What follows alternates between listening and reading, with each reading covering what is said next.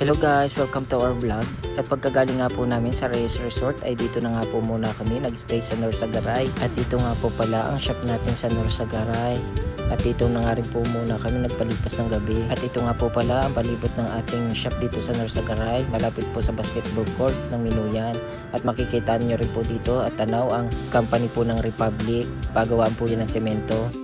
At dito na nga po muna kami natulog sa aming accommodation. At dito nga po napakakapal lang nga po ng alikabok, kaya nga po kami naglinis muna dito sa aming accommodation. At dahil nga po ang ating barbero dito ay napaka-busy at minsan nga po sobrang dami nga po ng customer ay hindi na nga rin po magawang makapaglinis dahil nga po ay pagod na rin sa trabaho.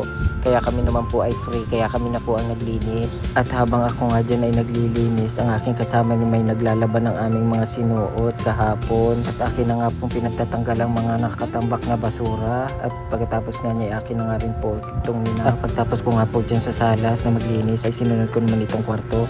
At akin nga po itong mga pinagpaganang mga dingding dahil napakakapal na nga po ng bahay lawa dito. At kung mapapansin nyo nga, ako dito ay may saklob dahil nga po ako'y allergy sa mga alikabok.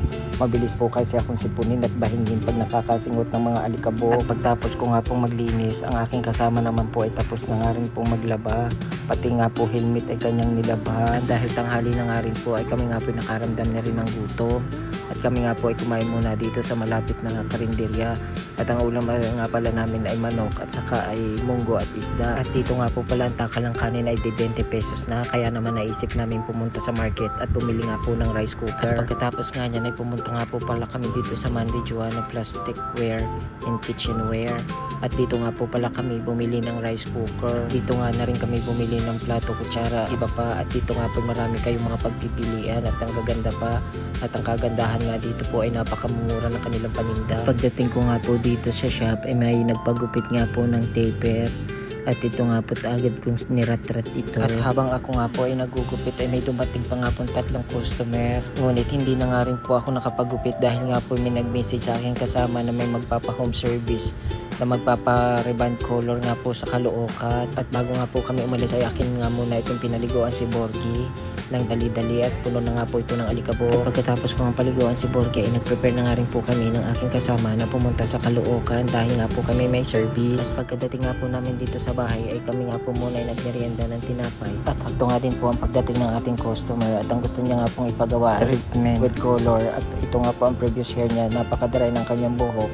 At gusto niya nga po itong papalitan ng kulay na brown black dahil nga po ay bawal na sa kanyang trabaho ang may kulay ang buhok. At ito nga po ang aking kasama, nilagyan na nga po niya muna ito ng color. Sunod naman po ang treatment dahil nga po dry na ang kanyang buhok. At hanggang dito na nga lang po ang ating video. Maraming salamat sa panonood. At kung nagustuhan mo naman po ang ating content today, ay baka naman po pwede mong pakipusuan, ipakishare na rin at pakipollow. Thank you so much po sa panonood. At hanggang sa muli, at atin niyang pakinggan ang pahayag ng ating customer. At ma'am, ano po ang masasabi ninyo sa inyong hair? Maganda po yung pagka color treatment niya sa akin, tapos malambot po, hindi tulad dati na yung buhok ko dry na dry. Ngayon Yes, po na po siya, maganda, comfortable na po ako. Ma'am, maaari mo po bang invite ang ating mga client na Opo. sa gustong magpa-home service sa amin? Oh sure po, pwede naman po. Maaari mo po silang i-invite na kontakin si Bebsi kung gusto pong magpa-reband? Opo, pwede po. Kukontakin ko po si Babesy po mismo para doon po sila magpariban. Yan. So, thank you so much po pala ma'am sa inyong pagtitiwala. At the same time, si ma'am po ay nakatalikod dahil nga po siya po ay mas nahihiyang humarap. So, yun naman po ay for privacy na din ng ating customers. So, thank you so much po ma'am sa inyong tiwala at sa nais po magpa-home service. Just PM lamang po or contact us with our number. Thank you so much po and God bless. Bye.